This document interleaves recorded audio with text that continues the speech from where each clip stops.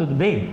Programa Rafael Abud, Violência Zero, a hora do basta. Tenho a grata satisfação de apresentar Fabiano Araújo, produtor de eventos, produtor cultural e apresentador também. Ele tem um canal, vai falar também um pouco disso, esse canal de televisão que ele criou.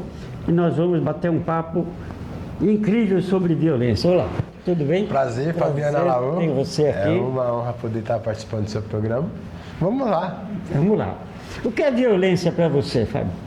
Violência é você saber e você entender que as pessoas, elas já violam seu direito a partir do momento que elas tentam denegrir a sua imagem, né? E trazer para as pessoas o lado negativo, não o lado positivo.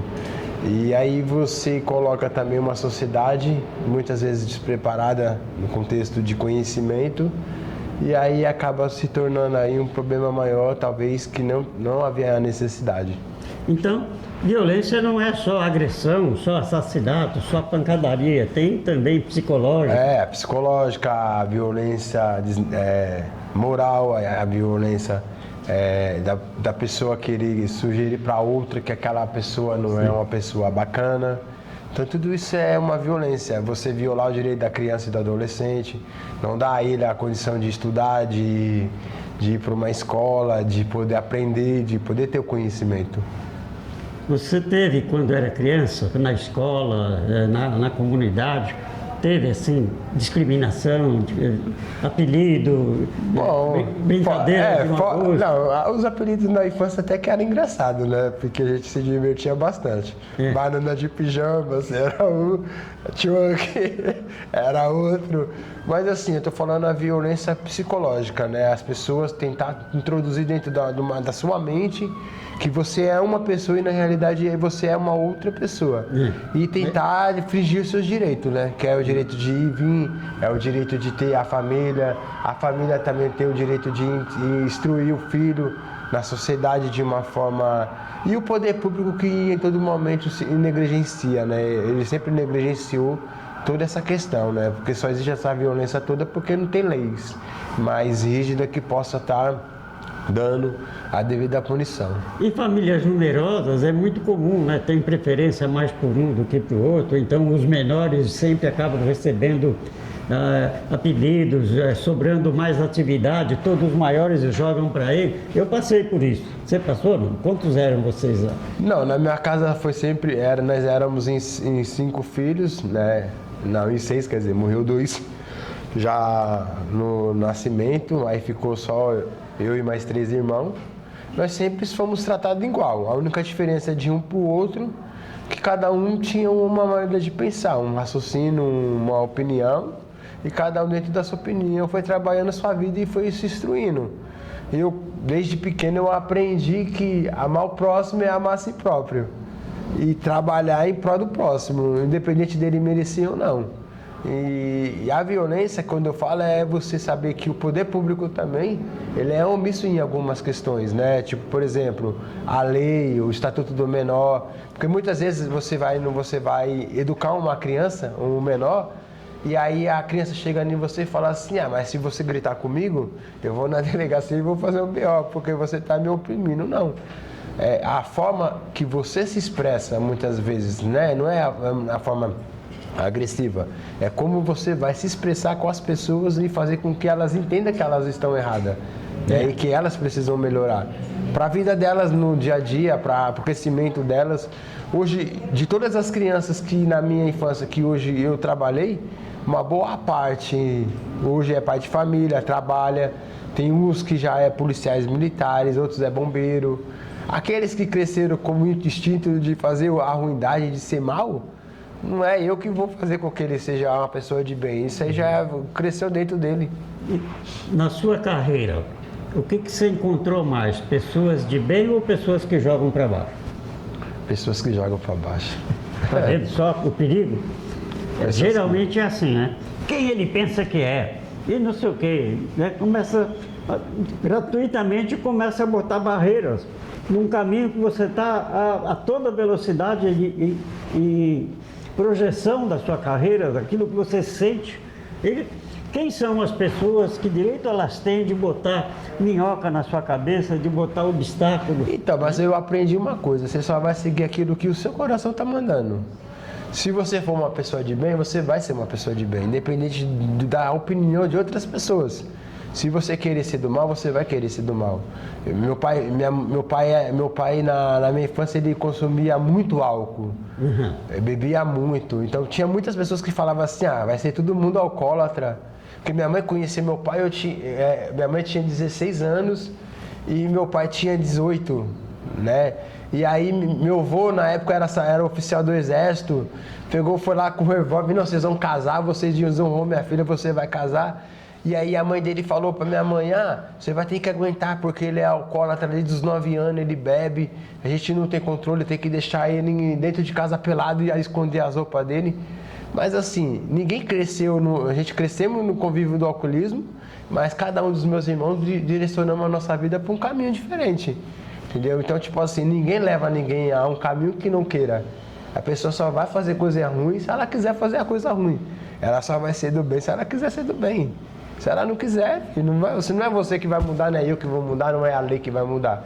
A lei, ela vai te oprimir, mas ela não vai mudar. Tem o poder de escolha, né? Tem o poder de escolha, exatamente.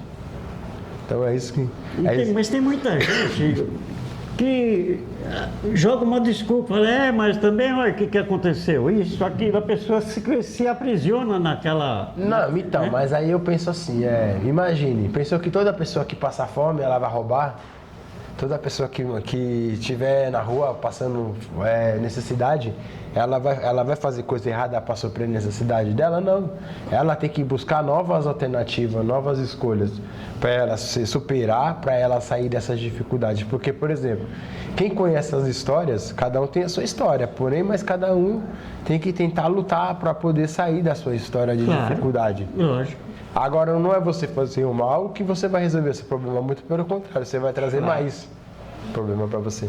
Muito, muito bem, é um pensamento que alavanca para o sucesso, porque se você aceitar a limitação, você não passa dali. Né? Você não passa dali, exatamente. Existe um ditado que diz, valorize as suas restrições e jamais vai se livrar delas. Né? Apelidos, todo mundo tem. É brincadeira de criança, fica aquela coisa, tá? Mas a gente não pode deixar aquilo prender a gente numa gaiola maior do que a nossa asa. Né? Nós temos que levantar o nosso voo uma determinada hora, deixar o que é de lá daquela época para trás e conquistar o mundo. E assim, mas a violência em si, a psicológica, eu acho que ela traz transtorno muito, muito ruim para a criança, para o adolescente. Quando ele não tem uma instrução familiar boa, quando ele não tem um alicerce bom. Por exemplo, muitas vezes o moleque está lá na periferia, na comunidade, à toa, sem fazer nada, e aí ele vai na comunidade, ele vê um cara na biqueira, e ali o cara dá a possibilidade dele ter um dinheiro rápido. Por quê? Porque o sistema fala que o menor de 16 anos não pode trabalhar. Mas ele pode ficar politizando na internet, colocando os vídeos, conteúdos impróprios. Isso aí ele pode. Agora ele não pode levantar 4 horas da manhã e trabalhar. Então isso está errado, porque o menor... Eu comecei a trabalhar com 13 e não morri, tô com 44. Então, tipo, minha mãe, quando eu tinha 13 para 14 anos, que eu queria tocar pagode, aí eu queria colocar aquele sapato de boca de sino, sapato que na época era R$300. Eu queria tocar pagode com meus amigos, bonitão, que nem meus amigos. Aí minha mãe falou assim, mas é verdade mesmo? Peraí. Tá bom, então o seu pai toma conta de carro lá na Vieira de Carvalho, no Largo do Aroche, na República, você vai começar a ir trabalhar com seu pai, olhar carro. Aí eu comecei a olhar, e eu vim pra cá, pra República, pra olhar carro com meu pai na feira, na exposição. Aí eu olhava, falava assim, mas peraí, eu vou ficar aqui, eu já tô olhando carro. Um vai me dar 10 centavos, o outro vai me dar 50. Ah, não, eu vou gastar meus R$ 300 num sapato? Você tá maluco? Eu vou entrar no restaurante e vou gastar tudo de comida. Aí eu entrava no restaurante e falava que o sapato é mais caro na minha barriga que a comida. Então, tipo, sabe, eu comecei a trabalhar cedo, então, tipo assim, não faz sentido o ECA, o estatuto, falasse com a criança não pode trabalhar. Ele tem que começar a trabalhar de cedo, porque aí ele vai dar valor pro dinheiro, ele vai dar valor para a família, ele vai entender as dificuldades que a mãe e o pai têm de colocar a comida dentro de casa e ele vai crescer um homem responsável. Com a mais absoluta certeza, bem melhor do que aqueles que não tiveram. Porque aqueles que não tiveram. Então, tipo assim, na minha infância todo mundo foi criado trabalhando. Eu fazia meus projetos sociais, mas eu trabalhava. Eu fazia meus biquinhos, ganhava meu dinheiro. Então, as pessoas têm que começar a colocar isso na mente dos menores. Porque hoje, é que nem eu falo, a Fundação Casa, ela não educa nenhuma criança. Ela ensina o moleque a sair de lá pior do que ele entrou. O sistema vai ensinar ele dessa forma, porque dentro do sistema, porque eu falo porque eu dava curso, né, de aula de música dentro da Fundação Casa, no Tatuapé. Com 19 anos eu dava aula de instrumento de percussão na Fundação Casa. Aí os meninos chegavam e falavam assim, ô senhor, não tem negócio de senhor, é Fabiano. Né? Aqui não tem negócio de senhor. Então, tipo assim, eles politizam a mente dos meninos lá dentro do sistema, falam para os meninos chamar os funcionários de senhor. Só que quando eles saem de lá de dentro do sistema, eles não aprenderam nada dentro do sistema. Muito pelo contrário, eles vão sair pior do que eles entrou. Então, o Estado ele precisa formatizar isso, o ECA precisa ser alterado, a lei do menor precisa ser alterado. Porque o menor de 16 anos ele não pode trabalhar, mas ele pode ficar em casa à toa. E essa própria lei do ECA, ele fala assim que o menor tem que ir para a escola. Mas o conselho tutelar não fiscaliza se o menor está indo para a escola ou não. Os conselheiros vão lá no conselho tutelar de qualquer região. Os funcionários estão lá, jogando pôquer no computador, estão no Wi-Fi, estão no WhatsApp, estão no Instagram. Não estão fazendo, porque quando eu fui candidato para o Conselho Tutelar, eu sempre falava para as pessoas, o Conselheiro Tutelar, ele está ali para instruir a família. Essa é a função do conselheiro, é levar as demandas para o Poder Judiciário, atender as crianças da forma que tem que ser. Hoje o Conselheiro Tutelar ele não vai bater de frente com o sistema, sabe por quê? Porque ele é cargo de confiança do vereador.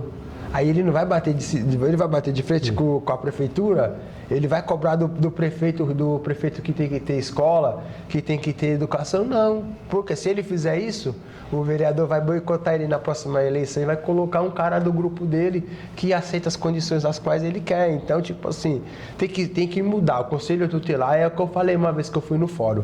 Tem que ser dentro do fórum, junto com o juiz, sob supervisão do poder público.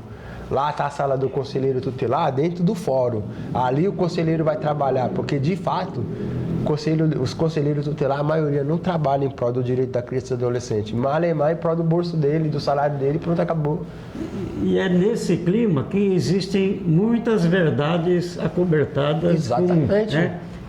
A máscara que eles querem. E quem realmente pode estar lá no Conselho Tutelar para fazer a diferença, para trabalhar de verdade, não está, porque eles não deixam entrar. Porque se o cara entrar, o cara vai fazer a diferença, aí vai incomodar os que fazem errado, aí eles não querem, eles querem gente que faz errado, gente que está lá toda hora oprimindo o menor. Ah, mas o menor tem que ir para a escola, tá, mas você vai lá fiscalizar. Eu falo para vocês, eu nunca vou esquecer na minha vida, com 18 anos eu tinha que ficar sentado dentro da escola, do Etal, no bairro do Limão. Eu tenho como provar isso, eu ficava junto com as professoras, tomando conta das crianças, porque os pais não tinham autocontrole sobre as crianças, e aí as crianças não queriam estudar, e eu tinha que ir lá fazer a criança estudar. Porque, entendeu? Porque não... E é fácil, numa situação como essa, você levar as crianças a estudar? Porque as crianças, ela falava assim, professor, eu vou estudar porque eu quero jogar bola, eu quero ser alguém. Olha, eu tenho o Gabriel de Jesus como referência de toda essa nação. Um menino pobre que morava no Jardim Peri, na comunidade, e hoje ele é referência no futebol. É verdade. É verdade. E criou muita expectativa para muita gente, né? Muita gente. Então tem jeito, né? Tem jeito. Querendo tem jeito, né? Tem jeito. Tem muita gente que pensa que a violência é só tiro, facada, soco. Não, tem toda essa opressão, né?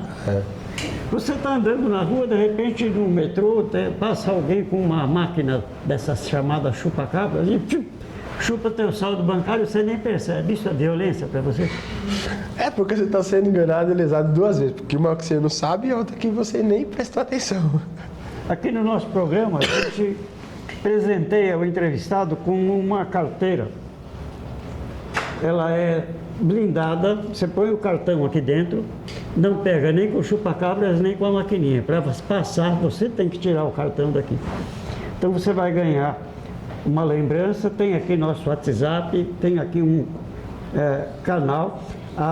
Agende a sua entrevista, para você Obrigado pelo... poder voltar, poder compartilhar e para nós podermos mandar também para você seu vídeo. Entra no nosso WhatsApp. Eu queria que você desse agora, para finalizar, as suas mídias sociais, seu contato, para as pessoas que quiserem continuar essa conversa com você, saiba onde te achar. Meu telefone é o 011 São Paulo, é o 988182735 e meu Instagram é @prêmiocelebridade.br.